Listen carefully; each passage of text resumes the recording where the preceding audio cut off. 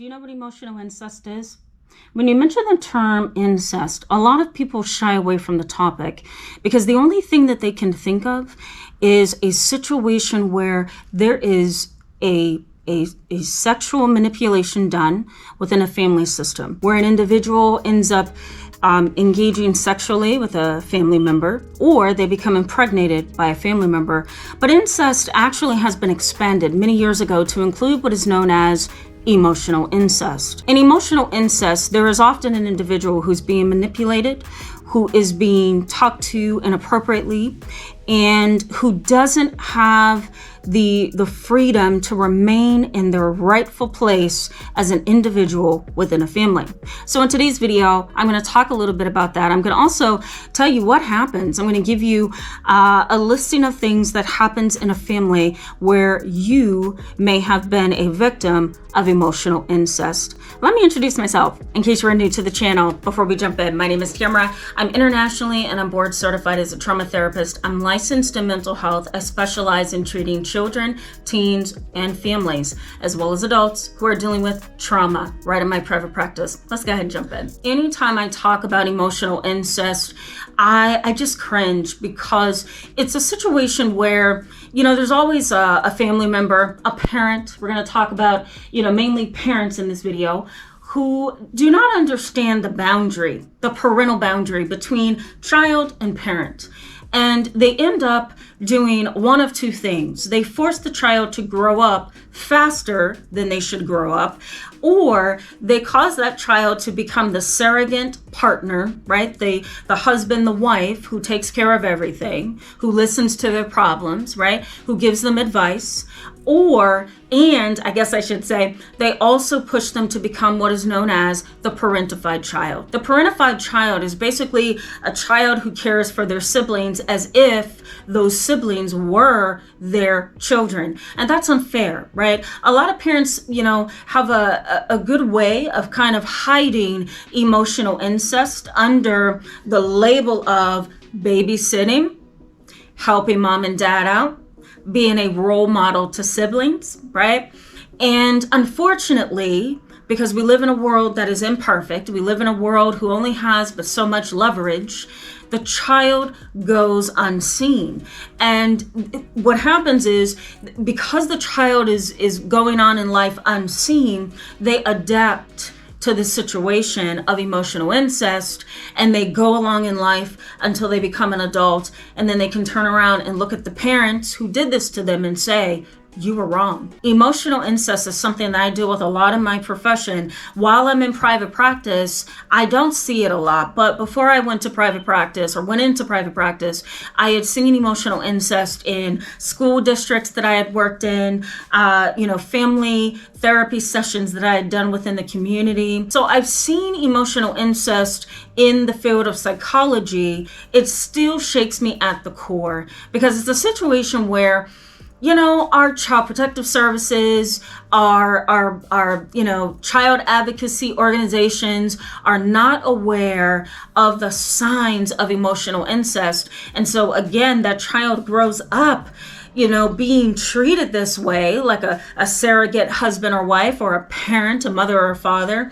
And then they end up experiencing either complex post-traumatic stress disorder or some kind of family trauma when they get older. Let me also highlight that there is no family cohesion within these families.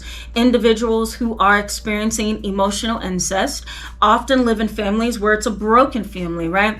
Mom is gone, dad is gone, there's been a divorce, there's been a long-term separation, maybe there's been a mental health hospitalization where the parent is getting help, but now they're at home with the other parent who feels helpless, who feels powerless, right? They feel like they're not able to carry everything. And so what do? They rely on that child, who then steps up and becomes that parentified child, or they somehow become a victim of an enmeshment, right? It's kind of like a family-based codependency. That parent and that child are so enmeshed, stuck together, that child cannot decipher between their own thoughts, feelings, and behaviors. Now, before we jump into what you're likely to see in these kind of families, let me highlight the definition of emotional incest.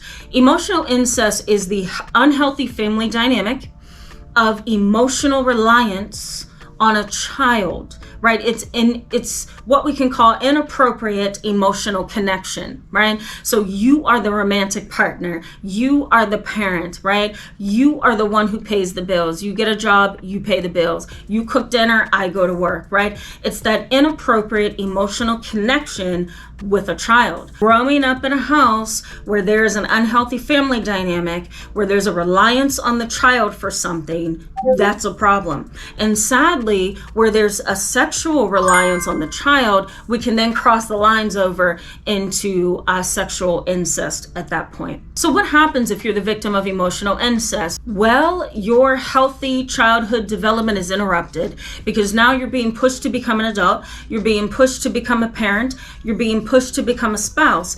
Imagine this kind of a situation. You're 15 years old, you're trying to understand your own world, you've got algebra due tomorrow, you've got biology due next Monday, and you have a science project with your classmates that are due on Friday, right? So you have all that stuff on your plate. You're also trying to understand your own boyfriend, for example. You're trying to understand who you are as a 15-year-old individual in the world, right? There's a lot of distractions all around you. Maybe you caught your boyfriend hugging, somebody else or kissing them, or maybe you caught them having a conversation with somebody else and it made you jealous or feeling a little bit inferior. So you're trying to understand what's going on in your space, and your father comes home, sits down at the table and says, "When is dinner ready?" You say, "Oh, it'll be ready in 5 minutes. I already put it on when I got home from school."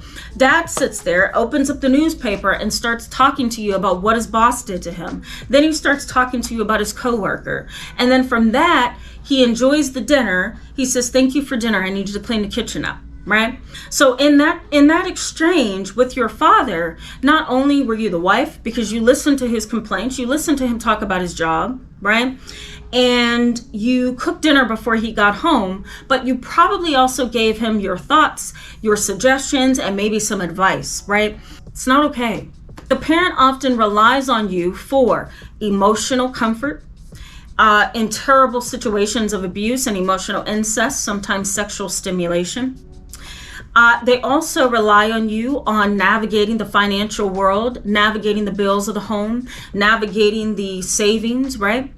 And they may also need you or want you to help them navigate work-related conflicts. And that is not okay, right? It's okay to share things with your family. It's okay to share things with your children. And it's also okay to have conversations openly about what's going on in the world, on your job, things like that. But when a parent relies on you for financial stability, for work-related conflict issues, for sexual stimulation, now we're talking about a whole boatload of abuse. Even if you move the sexual abuse off the table and just leave the father needing your advice about work, needing your advice about savings and finances, it's still an inappropriate emotional connection to the child. So your childhood kind of gets stolen. You grow up faster than other people, and you may notice that your need to grow up faster is really your desire to escape a very bad situation, right? That's one way to look at that. But you're growing up too fast, right, is really a way of helping you manage everything that parent is putting on you when they shouldn't, right? Emotional incest, again, is that unhealthy family dynamic where there's emotional reliance on the child. So you have to grow up fast. You always walk away empty with a parent like this. You want to keep that in mind. You never walk away feeling filled, loved, supported, right? Because that family member, that parent needs you. It's not like you are able to say, "I need you, mom. I need you, dad." There is also unhealthy, blurred boundaries, right? You don't know, do I talk to you like a dad, or do I talk to you like you're my husband? Do I talk to you like a mother, or do I talk to you like you're my girlfriend or my wife, right? And you may find just that family dynamic falling into line as if you truly are that spouse or that parent. It's not like it's something that's being intentionally done.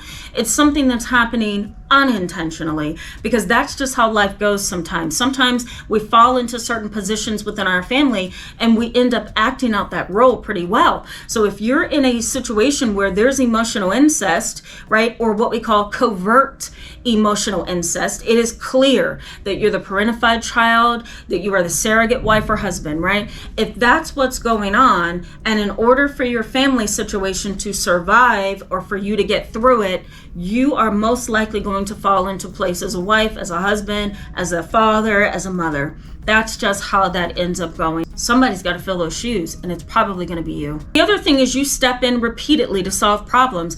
As an adult child, as a child, it is not your responsibility to solve problems for your parent. And the minute you find them leaning on you for advice, suggestions, emotional needs, psychological needs that need to be met, right? You know that this is a situation of emotional incest.